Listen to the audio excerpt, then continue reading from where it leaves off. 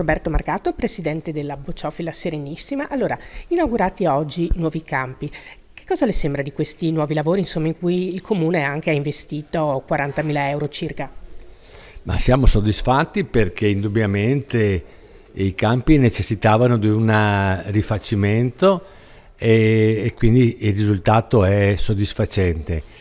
Diciamo che complessivamente è soddisfacente la collaborazione con il Comune di Venezia, perché l'intervento questo è il terzo della serie dopo la realizzazione dell'impianto di climatizzazione, del rifacimento degli spogliatoi per gli atleti e della realizzazione dei servizi per il pubblico. Hanno anche installato un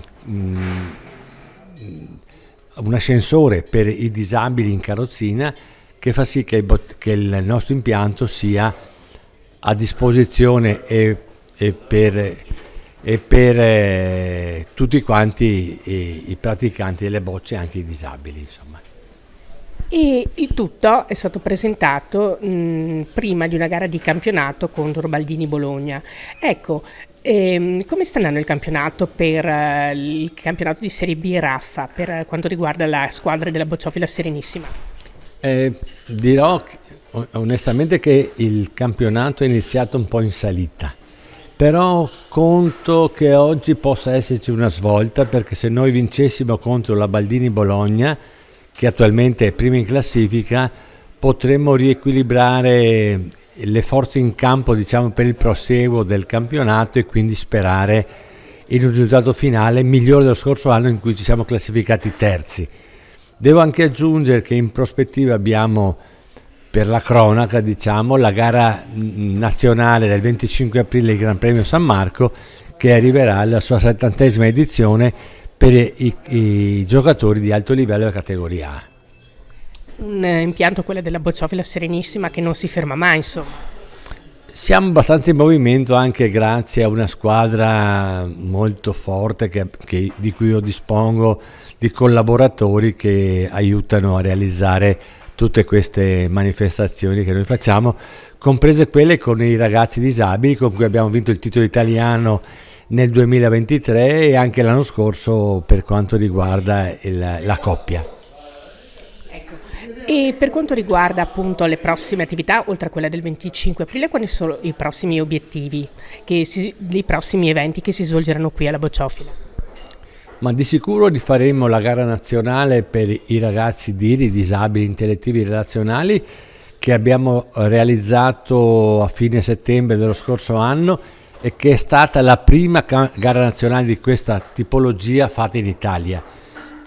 La federazione ci ha chiesto di rifarla perché ha avuto un eco nazionale che che mi ha in qualche modo sorpreso, di cui sono soddisfatto, e quindi in quel periodo faremo anche una nuova gara nazionale per i ragazzi disabili intellettivi relazionali.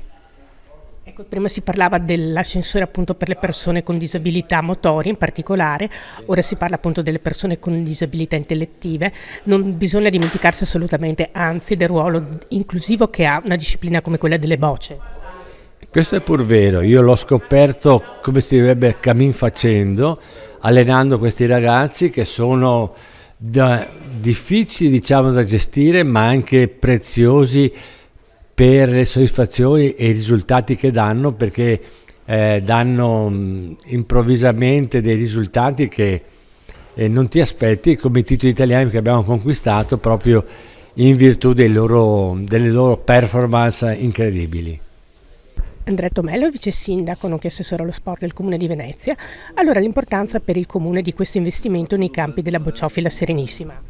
Un investimento che è andato a rifare il manto dei campi da bocce, dei 4 campi da bocce, un investimento importante perché permette di svolgere regolarmente il campionato che stanno giocando. Oggi c'è una gara importante di campionato, e anche per poter l'utilizzo di tante persone, tante famiglie durante la settimana.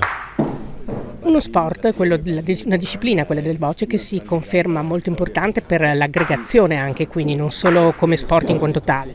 Sì, sì, assolutamente, perché questo centro è un importante centro di aggregazione sociale, quindi non solo sport, non solo le gare, ma durante la settimana funziona molto anche come centro di aggregazione sociale, che le persone vengono qua, giocano un po', poi stanno insomma nell'area qua comune, quindi insomma è un importante centro che funziona e quindi insomma, l'amministrazione è contenta di contribuire per far funzionare ancora di più questi centri.